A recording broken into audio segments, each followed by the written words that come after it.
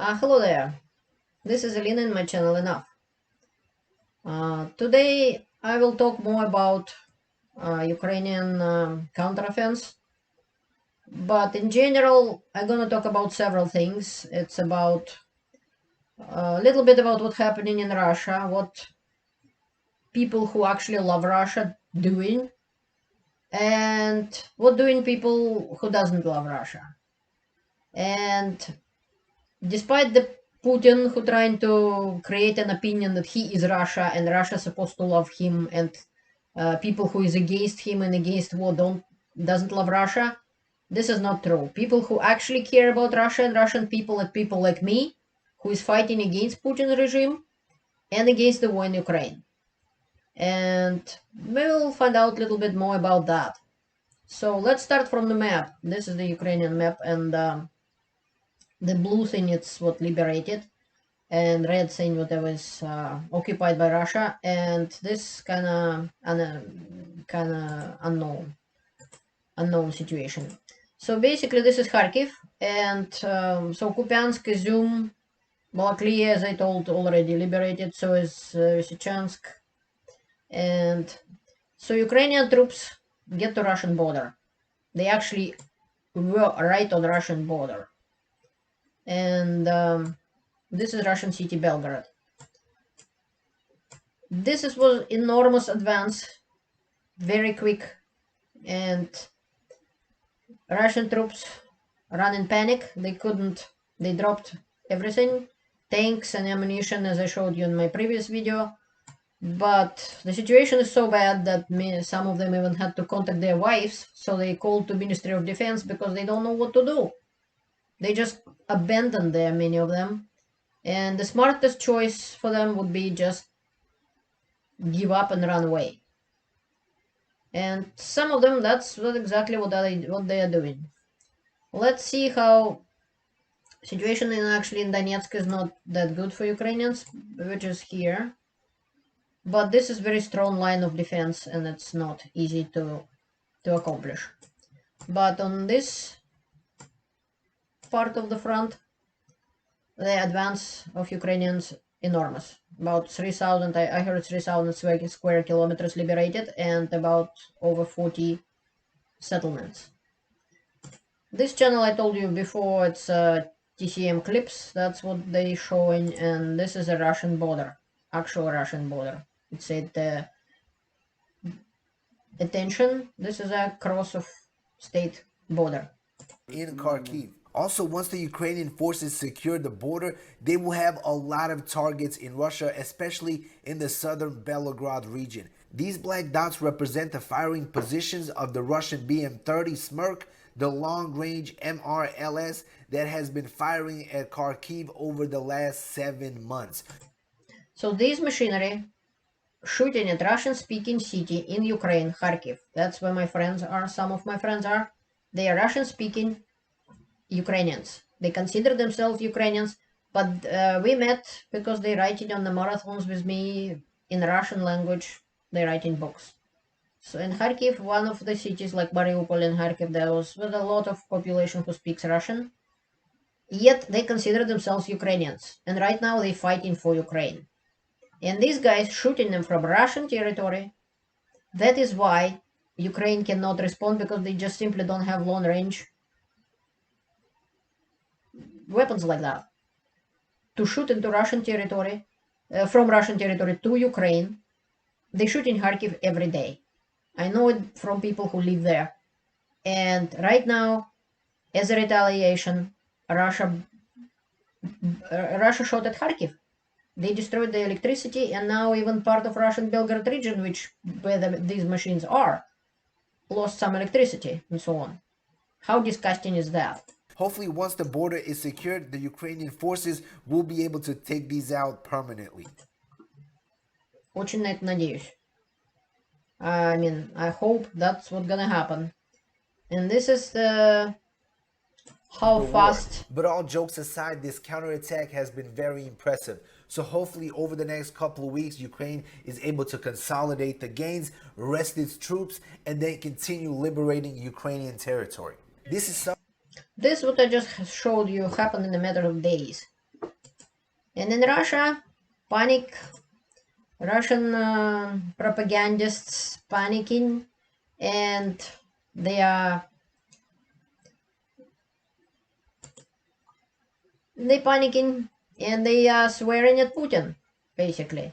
So that's how quickly his so-called patriots who so care about Russia, Simonyan and Strelkov and many others.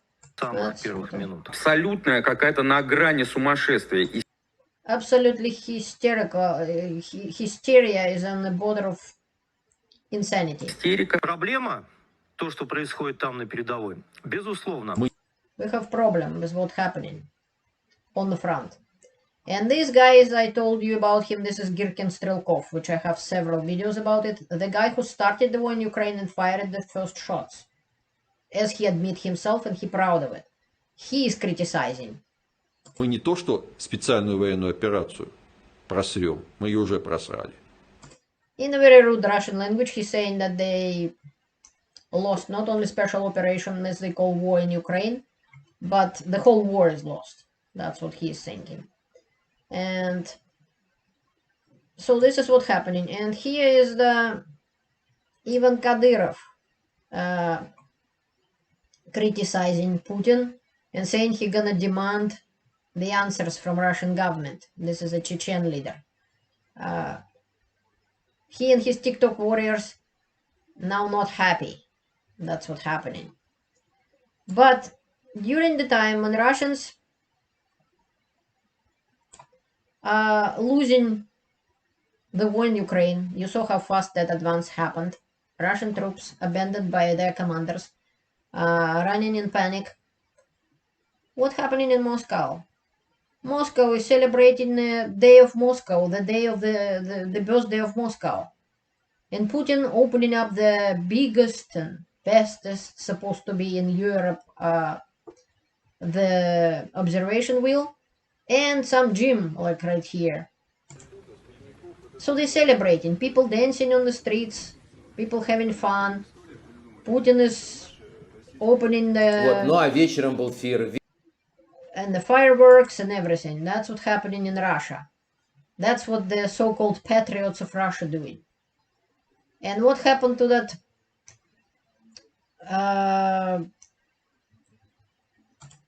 wheel in Moscow? Предполагаем, что будут посещать 2,5 We're thinking миллиона 2.5 million в год. a year would Не просто visit this прокатиться, wheel. но и отметить там день рождения, свадьбу. They wouldn't just have a ride on it, they would have celebrating their birthdays and weddings. Сыграть и так далее. То есть современное абсолютно сооружение. Сегодня 10 сентября 2022 Today года. is September 10th, 2022. И 3 часа назад, 3 hours 4 ago, часа дня, about at 4 o'clock самое p.m. высокое in the колесо morning, обозрения в Европе the tallest observation wheel in Europe was opened. начало запускать первых And посетителей. first people На started to часах use it. 7:30 вечера, Right now is 7:30 in the evening. как вы видите, колесо стоит и не шевелится. As you can see, it's standing and not moving, and not even lights there. Произошел какой-то сбой в работе, даже подсветочка не светится. Some sort of a glitch. So it's not working already. It just opened, Putin visited it, and now it's not even working. But the point is, these so-called patriots who so care about their soldiers at the front, they're celebrating, they're having fun, like nothing happening. That's the whole Putin's regime, whole point of Putin's regime. What they're trying to do so the people in million people cities and the big cities and the capital like Moscow, so the people there didn't even know that the war going on.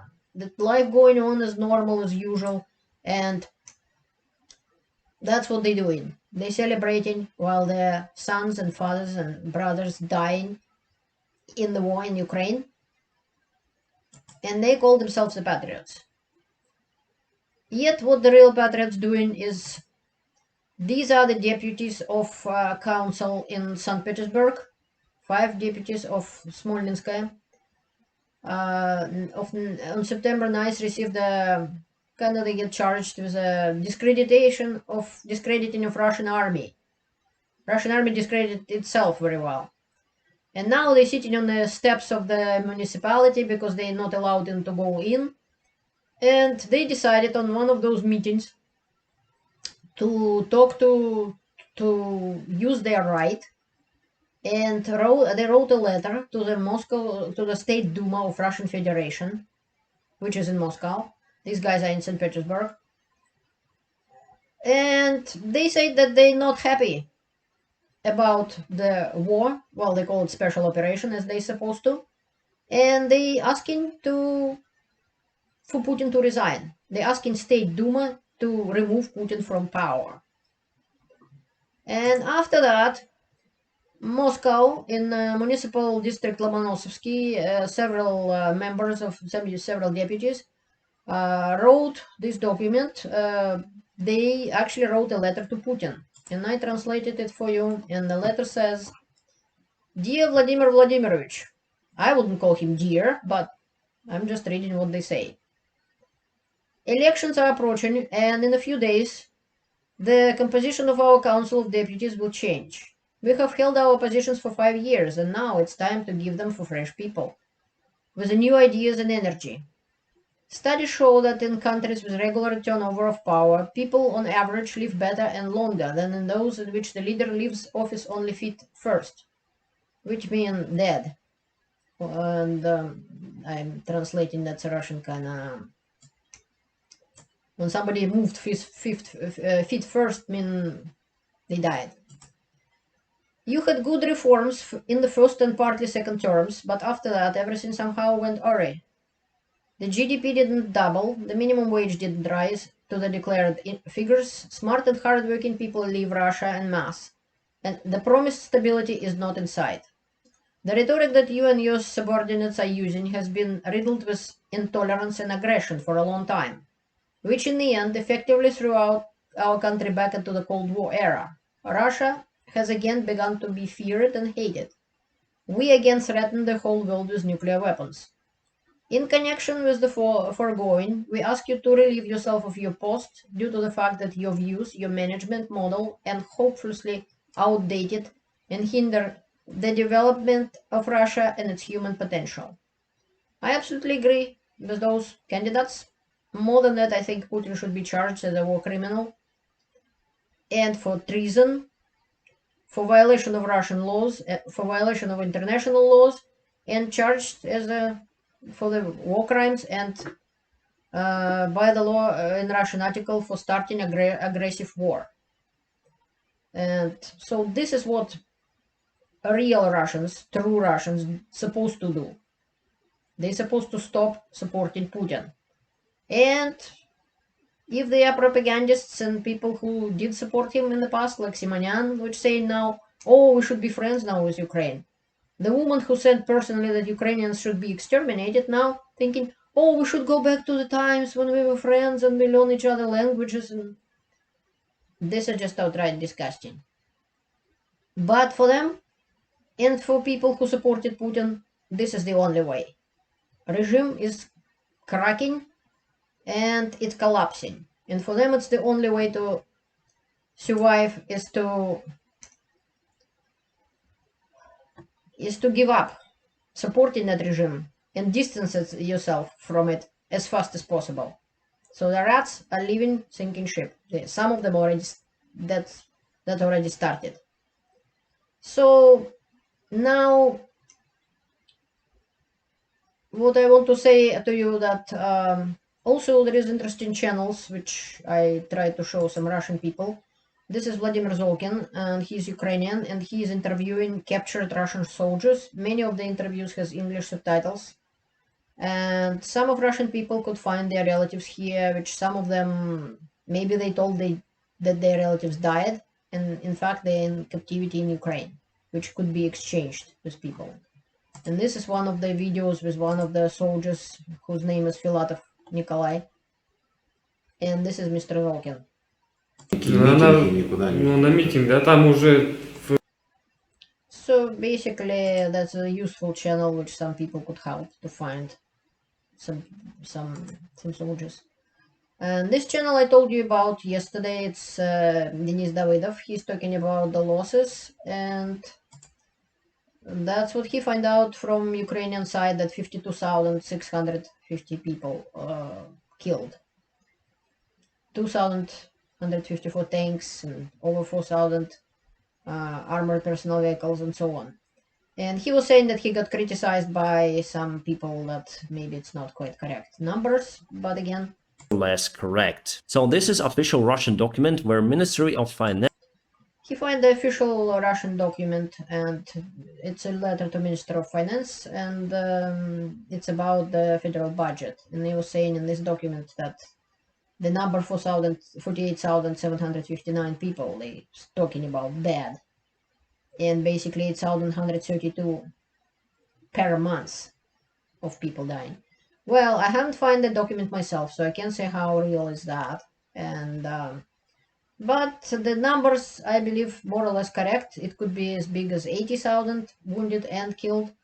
But this particular document, it's to Russian Ministry of Finance. It means it doesn't count mercenaries. It doesn't count people from that so-called Donetsk, Lugansk republics and so on.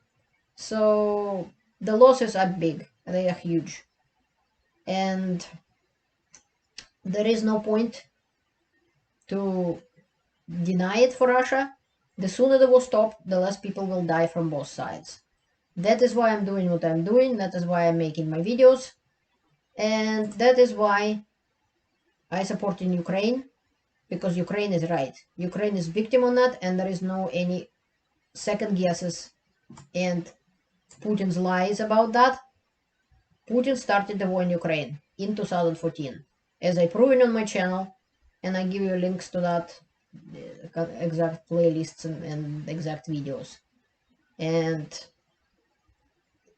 there is no fault of Ukraine in this, and Ukraine doesn't have too much choice. Ukraine either win or they die. And I wish them win. Because that would mean for me as well that justice will prevail, the country will get their freedom, which Russia, one of my countries, trying to take away from them. And it basically, this is how it is. And for Russia, it would mean the collapse of Putin regime and the hope for Russian people someday build decent and free country. Like country where I live right now, Canada, for instance, or many other free countries of the free world. That's what Ukraine trying to do. They're trying to build a free country. That is why they're obeying the laws. They're trying to fight corruption, and they're trying to liberate their country. And we have to help them. There is no other choice for them. And for us, if we consider ourselves people and human beings. Thank you for your attention. And have a good rest of the day or night, whatever you have, wherever you are. Thank you for watching my channel.